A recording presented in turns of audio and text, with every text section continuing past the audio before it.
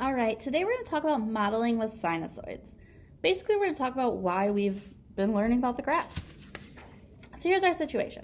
As you ride a Ferris wheel, your distance from the ground will vary with respect to the number of seconds that have elapsed since the wheel started.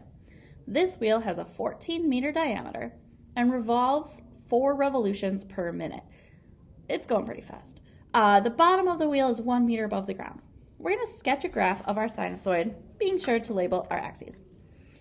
The bottom one is going to be our time.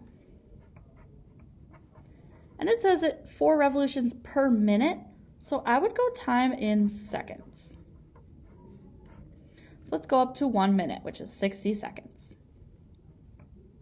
The middle's 30, 15, 45. The y-axis is going to be our height above the ground.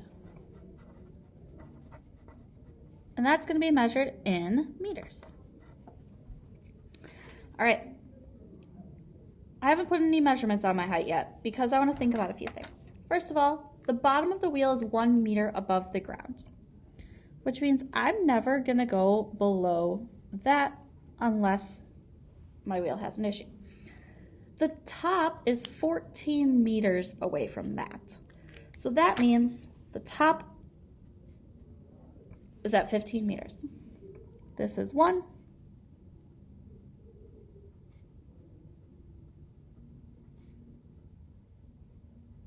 That worked out pretty well for me. All right.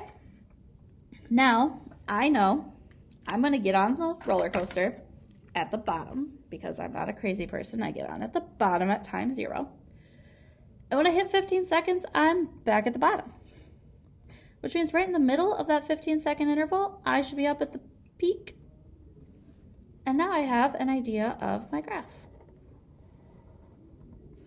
And it'll repeat. I go up, back down, up. And my graph's not perfect. I probably should have made myself more points, but there's my graph. All right, let's use that to figure everything about our function out. If the wheel turns at 4 RPM, how long does it take to complete 1 revolution? 15 seconds, right?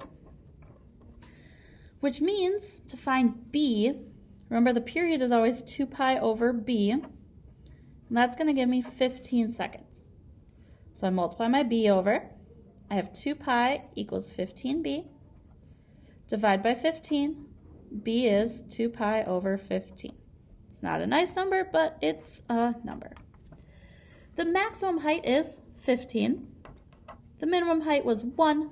So the amplitude is half of that distance. The amplitude is actually 7.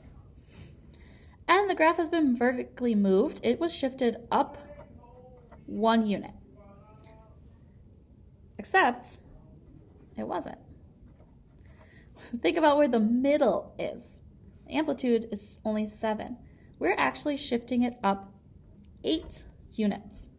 If I look at my graph, the sort of middle of my graph here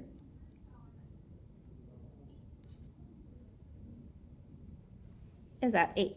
I go 7 above that and 7 below. So it's actually a shift 8 units up. All right, looking at my sketch, are there any phase shifts? You could argue either way, but I don't think we need one. I'd go with no. Are there any reflections? Well, we start down at the very bottom, so I'd say yes. It'd be a reflection over the x-axis, so it would be in the front. And now we write our equation. Y equals negative, A is my amplitude, which is 7, cosine of B, which is 2 pi over 15, x minus C, we didn't have a C, plus D, which is 8. Now I can graph this on a calculator and use that to find my various times. Make sure your mode is in radians. I'm going to graph negative 7 times cosine of 2 pi over 15 x plus 8. Make sure my window fits pretty well. I only need to go up to 16. Oh, nope, I lied. Let's go up to 70 by 5s. Y only needs to go up to 16 by 1s. That looks a lot like, that looks a lot like the graph I just drew. 17.5 seconds. I can take second calc value. X is 17.5, and look at that, it tells me 4.5.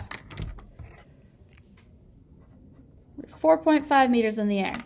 And same thing for 35 seconds. We were 11.5 meters in the air.